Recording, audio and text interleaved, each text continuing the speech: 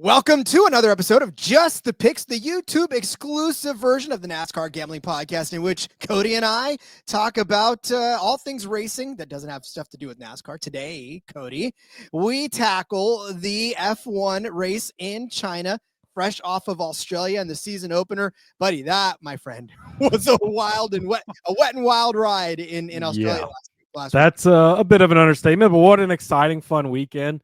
We certainly learned a few things as far as how the weekend went. Hard to learn too much from the race because it was just utter chaos, which was kind of exciting and definitely made for some good storylines. But I don't think we know exactly where everybody ranks just yet. So makes that interesting going into this weekend. But yeah, it was nice to have F1 back. This is the swing where it's tough time-wise, right? This last weekend, it was like 11 o'clock start here in the Central Time Zone. This week, it's like a 2 a.m., so it's going to be more of a record, wake up on Sunday and check it out. But yeah, back-to-back weeks of F1. I'm excited. We'll have IndyCars back, all three NASCAR series in action. So very busy week for motorsports. Of course, basketball is going on as well. I know that's not really your thing, but yeah, it's a great weekend for some sports and for some racing. It is a great weekend for sports racing and for you to get a chance to check out one of our favorite partners in Rhythm. Rhythm is throwing an epic March Madness party, and all you got to do to get involved in this free party, plus a chance at a $200, $250 future bet, you got to sign up with sportsgamblingpodcast.com/party, sportsgamblingpodcast.com/party. Sign up for your Rhythm membership. All right, Cody, we move on to China, and we are set for the Chinese Grand Prix. I know this is a show where we make just the picks, so we will give everybody exactly what they're here for, and that is just the picks from this Chinese Grand Prix. Yeah, absolutely. It is a sprint weekend, so just the one practice. Then, of course, you got the sprint race. So make sure when you're placing your bets, you check that you're betting on the Grand Prix or on the sprint, whatever you in particular want to. I know sometimes it can be a little bit confusing on certain books when you're placing those bets. So little PSA for you. All right, let's jump into the picks, Rod. I'm going to start with Carlos Sainz over his teammate Alex Albon, -125. Of course, we wouldn't want to go back and look at anything that Carlos has done in a previous car, right, Rob? Because that would be horrible. And how could you know he was going to have speed? But he did have speed last weekend, where it did, got involved in a wreck in the rain. Oh, well, but speed throughout the weekend for Carlos, which was great to see. But just the thing for me here, these guys are teammates in equal equipment, and they're not equal drivers. Sainz is clearly the better driver. Albon, very impressive, had a good run last week. That's all fine, well, and great. I do think Williams is on the up. They're continuing to go forward. But if you're given the opportunity, a lot of these teammate matchups are -300, -400, -1400 if you're Max Verstappen, right? But you've got a clear-cut 1 and 2, in my opinion, and Sainz is the guy.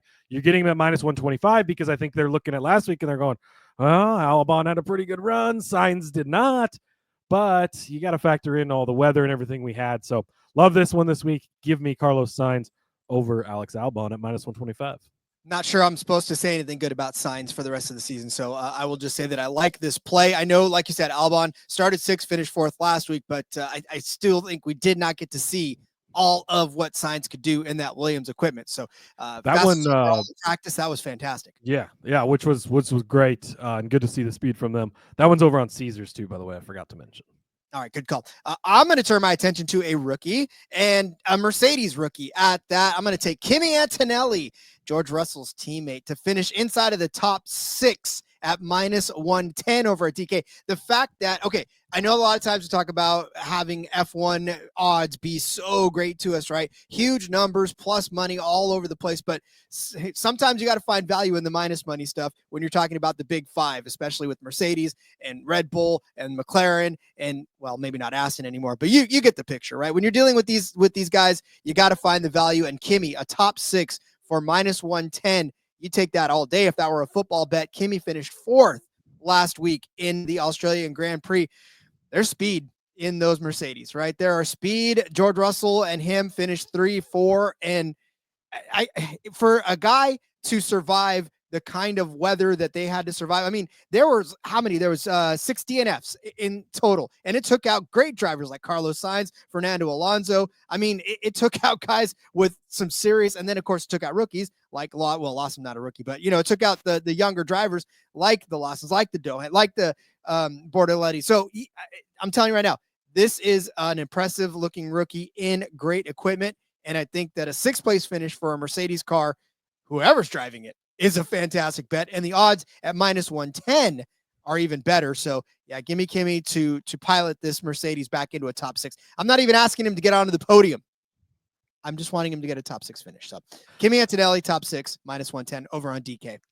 Yeah, very impressive in his first start, obviously. I think that Mercedes, which I'm going to talk about more in a minute, I think they do have speed this year, and we're going to see a lot of them. So I like it. I'm going to take Ferrari over Red Bull, +170. This one's over on Caesars as well. The way that I am viewing this is, I think that we assume the pecking order is going to be McLaren and then Max Verstappen and then Mercedes, Ferrari, TBD, right? But in my opinion here, you're getting Lewis Hamilton, you're getting Charles Leclerc against Max Verstappen. Because Liam Lawson, we'll see, right? Who knows? But likely you're getting 2 really good drivers against 1 really great driver. So the fact that you're getting 2 against 1, you're getting it at almost 2-to-1 numbers. That's what I like here. Could Lewis come out, lay down a heater early and start a little bit ahead of Max? Maybe Max it doesn't quite have the speed this week. Maybe the rain helped them a little bit last week, and one of them just has to beat Max, and you're getting it almost 2-to-1. I like that for this matchup. Then I'm also going to take the winning margin under 6 seconds over at DraftKings +200. If you go back and look through previous races here, last year it was a 13-second margin by Max, but that was still in sort of the Max domination era before things changed. There was also weather in this race last year, and then they hadn't raced here prior to that since 2019. So much has changed. Even look back last year to this year, so much has changed as far as where all these are, how close these cars are. Hard to measure anything. I think that in the era we're in right now, with as competitive as it is at the top of the field, whoever finishes second place to whoever, right? It's not even a clear cut like Max is going to win or Lando. We don't know, but whoever it is, I think they're going to be within 6 seconds and a 2-to-1 again on that. Those odds over on DraftKings, I like that one as well. The days of Max just walking the field doesn't feel like it's going to happen this year. You're right. And I think that there's going to be a lot more competition. There's going to be a lot more guys just kind of driving to stay close to the leaders, right? So I think we're going to have a lot of closer races. You're still going to there's always going to be ones where somebody runs away with it. But getting this at a good plus money at 2-to-1, I like it. So I know that F1 doesn't necessarily always pay close attention to car numbers. However, one of my favorite bets in the NASCAR world is the car number bets. And so I'm going to carry that over to this F1 race. I'm going to take the winning car number over 15.5 over on Caesars. Again, you got to kind of pay close attention to what car number in this one. But I will say there's really only 2 that drivers under that number that kind of scare you. And obviously that's Max Verstappen driving the number 1 car. And then of course, Lando Norris driving the 4 car. But you could just bet those guys outright and cover yourself on that one. But you get so many more options outside of that. You get Lewis Hamilton driving the 44 machine.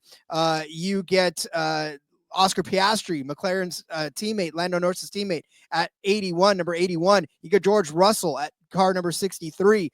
And then you get Carlos Sainz at number 55. Sorry, yeah, he's never going to win a race again, but he's there. You have a lot more options as far as who can win this race over 15.5 rather than the 2 drivers between Max and Lando that really scare you under. I mean, who else is under, right? You got Jack Dohan, no. You got Pierre Gasly, no.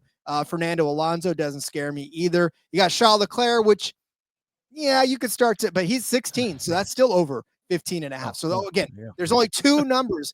There's only 2 drivers with numbers below 15.5 that scare you. Everybody else is above that. So at plus money, because the under 15.5 is -185. So you might as well take the plus 160 on this bet and really just get yourself a whole lot of opening on this. All right, there you go. Speaking of guys who are over the car number 15.5, Oscar Piastri running it back with him plus 340. Very similar argument to what we talked about last week. Is you're coming into this, you're getting a guy that's teammate is the much heavier favorite. They definitely dropped the number on Oscar this week, because I think he saw last week, like, okay, he's got a lot of speed. He's going to be right there with him.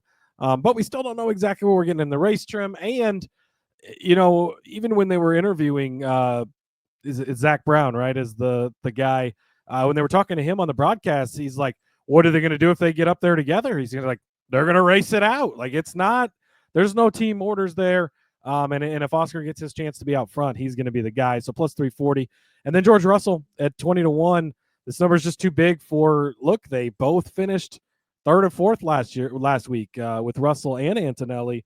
And again, still kind of TBD, but we saw some speed from them in practice, certainly. And I think that Russell could be a competitor like he was last season. Lead guy over there at Mercedes this year. Love the number at 20-1. Both of those are over 15.5, so I will endorse it, as is mine, my outright for this one. Again, you guys, we know that Lando, we know that Max, we know those guys are the favorites. And if we wouldn't be doing our job if we just didn't sit here and say, okay, well, bet Lando, I bet Max. Good night, everybody. We got to give you some opportunities to peel back and have some guys that are going to win that you may not be thinking about. And that's Lewis Hamilton, 22-1 over on FanDuel. This is such an obscene number for the guy who has the most wins on this track of active drivers right now with 6. Right? Again, I know it's all in Mercedes equipment. And if I read all this stuff, it's going to be in Mercedes. But when you got a guy with 6 wins and 14 starts, he's going to eyeball that 15. And Ferrari equipment is not inferior to Mercedes equipment, to the fact where, it's Williams versus Ferrari. This is Ferrari, Mercedes, 2 of the elite equipment in there. So again, he's had 2 race wins in the last 4 races on this track. Including the 2019 one. Now, granted, they haven't been on this track in a lot of years, right? I mean, last year was the first time they'd been on it in about 5 years. So he has not forgotten how to drive. I'm going to circle back and he's not forgotten how to drive. And I think a 22-1 for a past winner here, for the guy that leads the pack in wins here, is a pretty obscene number. So give me Lewis Hamilton 22-1 to win this race. Yeah, I like getting the big numbers on the guys that are on really good teams that we don't exactly know. It's hard to tell from that first week where exactly everybody falls into place. We get it. McLaren should be the fastest cars, right? Going to cover yourself with the Oscar thing. You're just going to leave yourself exposed on Lando, which that's what you do with favorites a lot of the time. So, yeah, I like it. Good picks. Good luck this weekend in China. Indeed. Yes. Have fun on the sorting cap. That is the Chinese Grand Prix circuit. So we'll see you guys actually pretty soon with our IndyCar picks. So keep your eye out on that, on just the picks as well. So, for Cody Zeep, I'm Rod Villagomez. Thanks for joining us. Let's go racing and let it ride.